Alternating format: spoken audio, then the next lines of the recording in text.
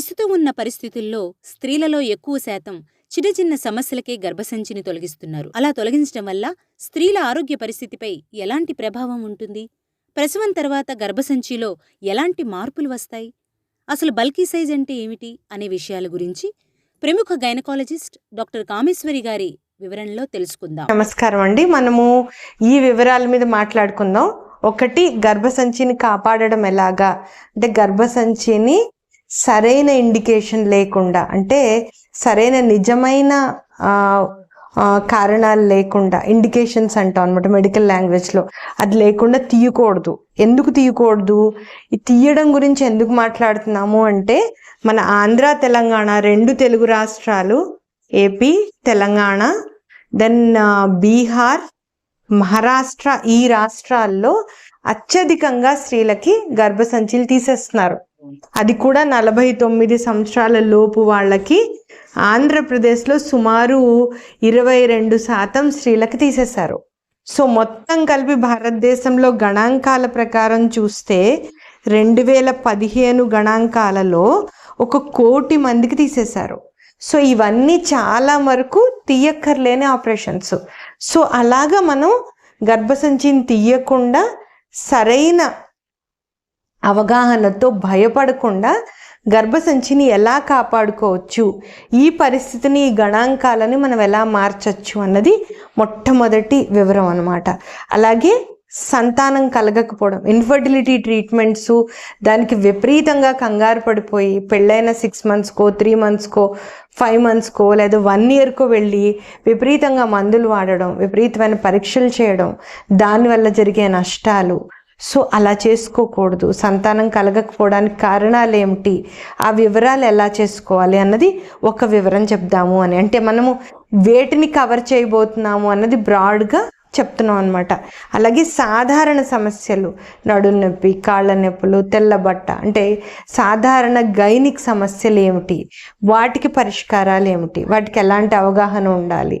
అలాగే గర్భధారణ, గర్భం ధరించిన తర్వాత ఎలాంటి మందులు వేసుకోకూడదు, ఎలాంటి ఆహారాలు తినకూడదు. ఇప్పుడు ఉదాహరణకి మీరు మంచూరియన్ తినే అలవాటు ఉంది మీకు, స్ట్రీట్ ఫుడ్స్, అవన్నీ ఎందుకు తినకూడదు. సాస్లు, సూప్లు, వీటన్నిటిలో కూడా క్లాస్ 2 ప్రిజర్వేటివ్స్ యాడ్ చేస్తారు.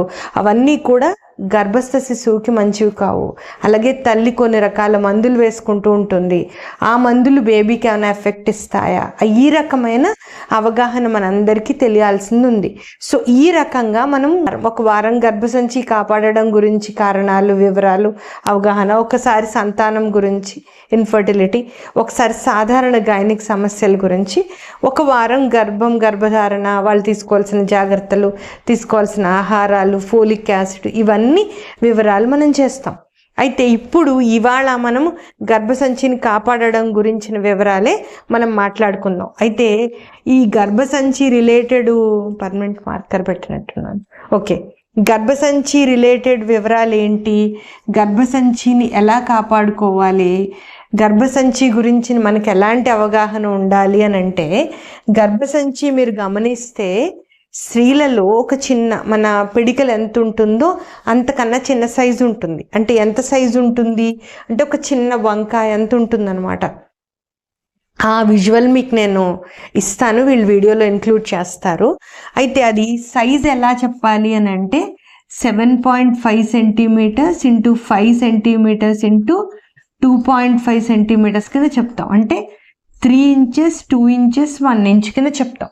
అంటే ఎంత ఉంటుంది సుమారుగా 3 ఇంచెస్ అంటే ఎంత ఉంటుంది అంటే సుమారు ఇంత సైజు మీరు గమనిస్తే అంతే సైజు ఉంటుంది. అయితే ఇది మనం స్కాన్లో చూసినప్పుడు మీరు మిల్లీమీటర్లు సెంటీమీటర్లకి కన్ఫ్యూజ్ అవ్వకూడదు. సెంటీమీటర్ కొలత ఇంత, మిల్లీమీటర్ కొలత చిన్నది. సో ఇదే మీరు 75 mm అని ఇచ్చారనుకోండి, కన్ఫ్యూజ్ అవ్వకూడదు. 75 అంటే పెద్ద నెంబరు అని కాదు, అది మిల్లీమీటర్లు అనమాట. ఇది ఈ వివరంలో మనం మొట్టమొదట స్కాన్లో చూసినప్పుడు బల్కీ యూటరస్ అని చెప్పి ఇస్తారనమాట. బల్కీ యూటరస్ అని చెప్తే గర్భసంచి వాపు వచ్చింది, నీకు తప్పకుండా గర్భసంచి తీసుకోవాలని చెప్తుంటారు. అది తప్పు అనమాట. బల్కీ అంటే ఏంటి అంటే ఆల్రెడీ ఆ అమ్మాయికి సంతానం అయ్యింది, సంతానం అయినప్పుడు ఇప్పుడు మామూలుగా ఈ సైజు ఉన్న గర్భసంచి సుమారు 40 సెంటీమీటర్స్ ఇంతవరకు సాగుతుంది. అంటే ఒక బెలూన్ లాగా, మీరు బెలూన్ కానీ రబ్బర్ బ్యాండ్ కానీ బాగా 4-5 సార్లు సాగదీసి మళ్ళీ వస్తే అది ఒరిజినల్ సైజ్కి ఇంత తేడా ఉంటుంది. సేమ్ వే యుట్రస్ ఇంతవరకు సాగి మళ్ళీ అది దగ్గరకు వచ్చేస్తుంది డెలివరీ అయిపోయాక. అలా రావడానికి 6 వారాల నుంచి 3 నెలల టైం పడుతుంది. అందుకే గర్భం తర్వాత డెలివరీ అయిన తర్వాత బాలింతకి రెస్ట్ అని చెప్తాం. ఈ రెస్ట్ లేనప్పుడు కూడా అది ప్రొలాప్స్ అయ్యే రిస్క్ ఉంటుందన్నమాట. ఎందుకు రెస్ట్ తీసుకోవాలి అంటే లోపల అవయవాలన్నీ మళ్ళీ ఒరిజినల్ స్టేజ్కి రావడానికి ఆ టైం ఉపయోగపడుతుంది. అందుకని ఈ సైజు ఏదైతే ఉందో ఈ సైజు ఉన్న గర్భసంచి ప్రెగ్నెన్సీ వచ్చాక ఇంతలాగా సాగి ఆల్మోస్ట్ 3 కేజీల బేబీని, 1 లీటర్ ఉమ్మనీరుని, 1/2 కేజీ మాయని, తన వెయిట్ మామూలుగా 80 గ్రాములు ఉంటుంది, 70 నుంచి 80 గ్రాములు ఉంటుంది అనమాట. అలాంటిది 900 గ్రాములకు వస్తుంది దాని బరువు. ఇవన్నీ కలిసి మళ్ళీ ఒరిజినల్ స్టేజ్కి వచ్చేటప్పుడు ఈ 7.5 కాకుండా కొంచెం 8.5 ఉండొచ్చు, ఈ 5-6 ఉండొచ్చు, ఈ 2.5 3.5 ఉండొచ్చు. సో దాన్ని బల్కీ కింద రాస్తారు. అంటే ఏంటి, ఎవరికైతే సంతానమైందో ఆ స్త్రీ గర్భసంచి సైజు వేరుంటుంది. ఏ అమ్మాయికి అయితే అప్పుడే పెద్ద మనిషి అయింది ఆమె గర్భసంచి కొంచెం చిన్నగా ఉంటుంది. పిల్లలు కాలేదు, పెళ్ళయింది, ఆ అమ్మాయి గర్భసంచి సైజు వేరు ఉంటుంది. పెద్ద మనిషి అయిన అవ్వకుండా ఉన్న పాప 7-6 ఏళ్ల పాప ఉందనుకోండి, ఆమెకి ఇంకా చిన్నగా ఉంటుంది గర్భసంచి. అలాగే బయట లాగిపోయిన స్త్రీలు ఉంటారు, వాళ్ళ గర్భసంచి కూడా చిన్నగా ఉంటుంది. అంటే ఏంటి, ఇప్పుడు మనకి ఏమర్థమవుతుంది అంటే గర్భసంచి సైజ్ అన్నది వయసును బట్టి మారుతుంది. అలాగే సంతానం ఎంతమంది పిల్లలు కలిగారన్న దాన్ని బట్టి మారుతుంది. దాన్ని బల్కీ అని తప్పుగా మనం లేబుల్ చేయకూడదు. బల్కీ అంటే కొంచెం పెద్దగా ఉంది అని అర్థం. ఆ పెద్దది ఏమిటి అంటే దీనితో కంపేర్ చేస్తే, ఈ సైజుతో కంపేర్ చేస్తే. సో ఈ సైజుతో కంపేర్ చేసినప్పుడు కొంచెం 1 సెంటీమీటర్ పెద్ద అంటే ఇంత, 1 సెంటీమీటర్ అంటే ఎంత, మీ ఫింగర్కి కణుపు ఉంది కదా, ఈ కణుపు కన్నా చిన్న సైజుని 1 సెంటీమీటర్ అంటాం. సో అందుకని ఈ మెజర్మెంట్స్ చూసి బల్కీ అని చెప్పినప్పుడు భయపడకూడదు. ఈ బల్కీ యూట్రస్ బేస్ మీద గర్భసంచి తీసుకోకూడదు. ఇది ఓన్లీ అల్ట్రాసౌండ్ ఫైండింగ్ అనమాట. ఈ అల్ట్రాసౌండ్ ఫైండింగ్ని బట్టి వైద్యం చేసుకోకూడదు, క్లినికల్గా కోరిలేట్ చేసుకోవాలి.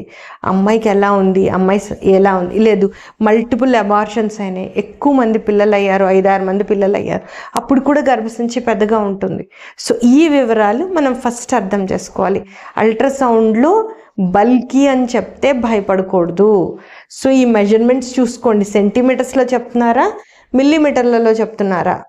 మిల్లీమీటర్లలో చెప్తే 75-85 అని చెప్పారనుకోండి, 85 అంటే ఎక్కువ అని అనుకోకూడదు.